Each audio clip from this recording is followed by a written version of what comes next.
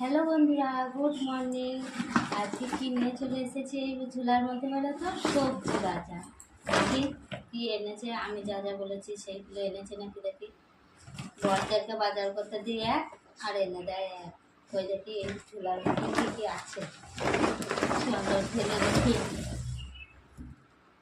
তোমরাও দেখো, এখানে এনেছে এই যে কুমড়ো এনেছে, আর এই যে কাঁচা কলা এনেছে, পটল এনেছে, পটল আছে, টমেটো, পেঁয়াজ, কাঁচা লঙ্কা, এই যে আদা উঠছে, আর কি আছে, আর কিছু না।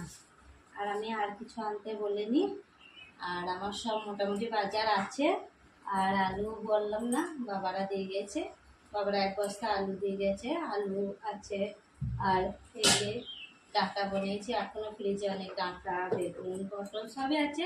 অল্প অল্প ছিল বলে আনতে দিলাম। চলো।